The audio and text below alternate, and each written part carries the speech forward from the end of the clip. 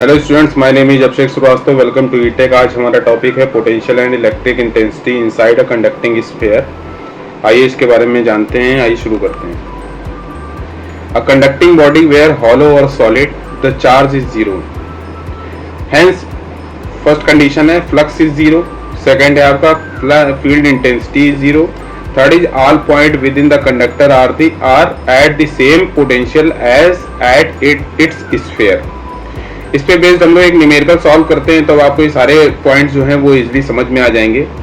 एक क्वेश्चन दिया गया है, the three concentric sphere of radii 4, 6 and 8 centimetre have charges of +8, -6 and +4 microcoulomb respectively. What are the potentials and the field strength at points 2, 5, 7 and 10 centimetre from the centre. तो हम इसको एक diagram बना लेते हैं। Diagram में आपका एक ओरिजिन पॉइंट हो गया O, और यहां पर एक पॉइंट हो गया A। इसके ऊपर एक और स्फीयर बना लेते हैं। ये स्फीयर हो गया, यहां पर एक पॉइंट हो गया आपका B। इसके ऊपर एक और स्फीयर बना लेते हैं, और ये स्फीयर थोड़ा सा डायग्राम आपको समझने के लिए है, बाकी आप बिल्कुल एग्जैक्ट पे मत जाइएगा। ये C पॉइंट है और इसके बाहर एक पॉइंट है D। ठीक है, तो हम लोग ये देखें तो इस पे जो आपका पॉइंट आ रहा है, ये आ रहा है आपका +8 कूलम्ब, -6 एंड +4 कूलम्ब। ठीक है, सबसे पहला वाला जो स्फीयर वो A है, दूसरा वाला B है, तीसरा वाला C है। यहाँ पर एक सबसे पहली कंडीशन ये है कि अगर इक्विपोटेंशियल सरफेस है तो inside the surface the electric field strength is 0 and the potential inside the surface is equipotential, equally distributed। तो पोटेंशियल आपका पूरे सरफेस में इनसाइड में सब जगह आपको सेम मिलेगा। इस न्यूमेरिकल को सॉल्व करते हैं। सबसे पहली कंडीशन हम लोग ले लेते हैं। सबसे पहले लेते हैं कि ए पॉइंट पे, तो potential at A, potential at A. तो ए पॉइंट पे अगर हम पोटेंशियल लेंगे तो पोटेंशियल क्या होगा, क्योंकि इलेक्ट्रिक फील्ड स्ट्रेंथ तो हमारी यहाँ 0 होगी, क्योंकि ये इनसाइड द सरफेस पॉइंट दिया गया है। तो हमारा क्या आ जाएगा formula, is equal to summation of Q upon 4 pi epsilon not D is equal to 9 into 10 the power 9 summation sign of Q by D। So 9 into 10 the power 9, 8 into 10 the power -12 divide by 0.04। The radii is 4 centimetre. अगर इसको metre में convert करेंगे तो 0.04 आ जाएगा। दूसरे charges से देखते हैं तो 6 into 10 the power -12 अपॉन 0.06, ये आपका आ गया। इसका रेडियस 0.06 है। तीसरा आपका है 4, so 4 into 10 the power -12 divided by 0.08 metre. ठीक है, इसको जब आप सॉल्व करोगे तो सॉल्व करने पर आपकी जो वैल्यू आएगी 1.35 वोल्ट आएगी। ठीक, तो आपने यहाँ पॉइंट ए पे हमने इलेक्ट्रिक फील्ड स्ट्रेंथ क्यों नहीं निकाला, क्योंकि हमने बताया है कि स्फीयर के इक्विपोटेंशियल जो सरफेस दिया रहता है उसमें स्फीयर के अंदर अगर हम इलेक्ट्रिक फील्ड स्ट्रेंथ को निकालना चाहें तो वो 0 होगा। ठीक है, दूसरा हम लोग देखते हैं। दूसरी कंडीशन में हम लोग पॉइंट बी पर देखते हैं कि एट पॉइंट बी, तो अगर बी पॉइंट पे देखें तो यहाँ पर क्या है, यहाँ पर आप देख रहे हैं कि वो पहले वाला सरफेस जिसमें ए था उससे बाहर है ये पॉइंट बी। तो यहाँ पर आपका इक्विपोटेंशियल सरफेस जो है वो आपका कैपिटल बी सरफेस है, और जो पॉइंट स्मॉल बी दिया गया है ये आउटसाइड दी सरफेस है आप पॉइंट ए का। ठीक है, या फिर पॉइंट ए सरफेस से बाहर ये पॉइंट दिया गया है, इसलिए हम लोग यहाँ पर इलेक्ट्रिक फील्ड स्ट्रेंथ को निकाल सकते हैं और पोटेंशियल को भी कैलकुलेट कर सकते हैं। तो अगर हम लोग इलेक्ट्रिक फील्ड को देखें कि इलेक्ट्रिक फील्ड क्या होगी, तो इलेक्ट्रिक फील्ड के केस में फार्मूला आपका होता है Q upon 4 pi epsilon not D square. So 9 into 10 the power 9 into Q upon D Newton पर कूलम.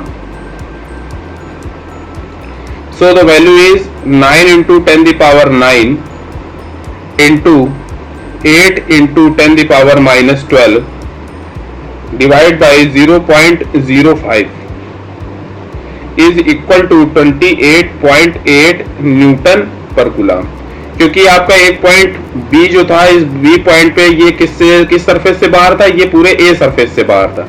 तो हम लोग इक्विपोटेंशियल पॉइंट जो है या इलेक्ट्रिक फील्ड स्ट्रेंथ जो है वो हम लोग क्या है, ए सरफेस की वजह से निकालेंगे. क्योंकि ये पॉइंट बाकी दूसरे सरफेस जो बी सरफेस है और सी सरफेस है उसके अंदर है, तो यहाँ पर इलेक्ट्रिक फील्ड स्ट्रेंथ तो बी और सी की वजह से 0 होगा, लेकिन जो पहला वाला सरफेस है स्फीयर है उसकी वजह से होगा यहाँ पर. ठीक है, तो उसकी वजह से हम लोग ने यहाँ पर निकाल लिया. सेंटर से डिस्टेंस हमारे बी पॉइंट की कितनी थी, 5 सेंटीमीटर. ठीक, तो हम लोग यहाँ पर पोटेंशियल कैलकुलेट करेंगे कि कितना पोटेंशियल है. तो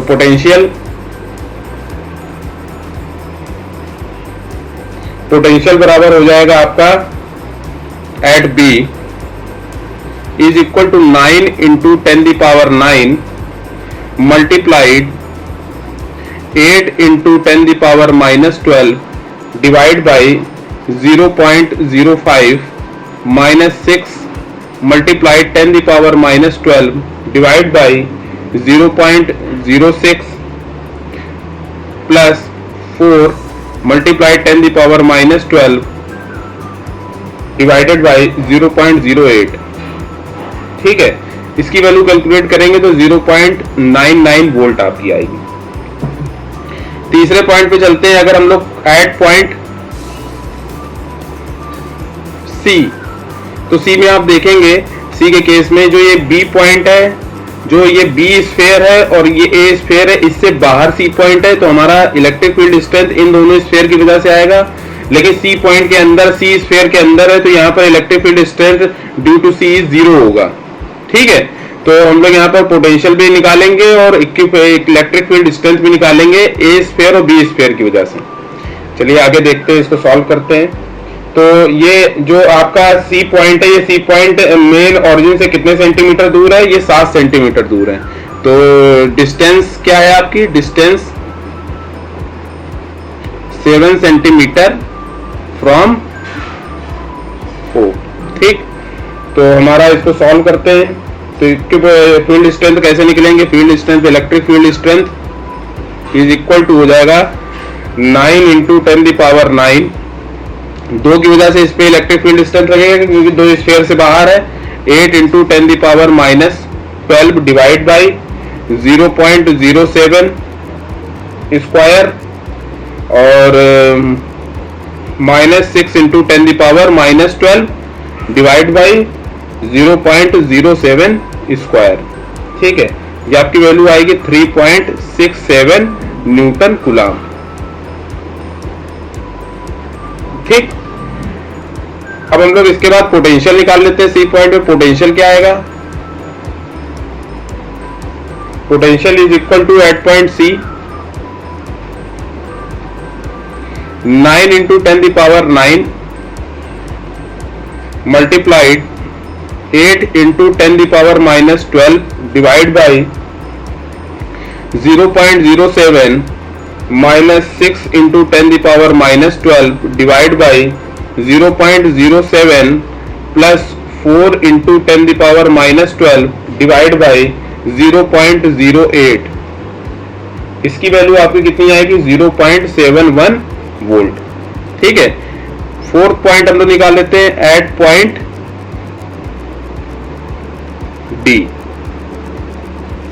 एट पॉइंट डी के केस में देखेंगे तो हमारा जो EF आएगा वो EF कितना आएगा, electric field strength is equal to आपका आ जाएगा 9 इंटू 10 द पावर 9 मल्टीप्लाइड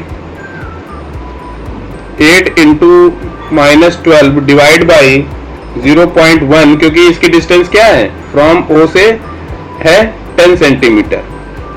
तो ये हो जाएगा square minus 6 into 10 the power minus 12 by 0.1 square plus 4 into 10 the power minus 12 divide by 0.1 square. ये कितनी वैल्यू आ जाएगी आपकी 5.4 न्यूटन पर कूलम. ठीक, इसी के साथ अगर वोल्टेज को कैलकुलेट करें, इसी के साथ अगर वोल्टेज को कैलकुलेट करते हैं तो 9 into 10 the power 9, 8 into 10 the power minus 12 by 0.1, minus 6 into 10 the power minus 12 upon 0.1 plus 4 into 10 the power minus 12 upon 0.1, ये आपकी वैल्यू आ जाएगी 0.54 वोल्ट। तो इस तरीके से आप पूरा ये कैलकुलेशन कर सकते हैं और पूरा कैलकुलेशन करके आपको पता चल जाएगा कि किस तरीके से आप किसी भी इक्विवेलेंट या फिर इक्यू पोटेंशियल सरफेस के आउटवर्ड अगर कोई पॉइंट दिया गया है या इनवर्ड कोई पॉइंट दिया गया है तो उस पर आप इसकी इलेक्ट्रिक फील्ड और पोटेंशियल क्या होगा।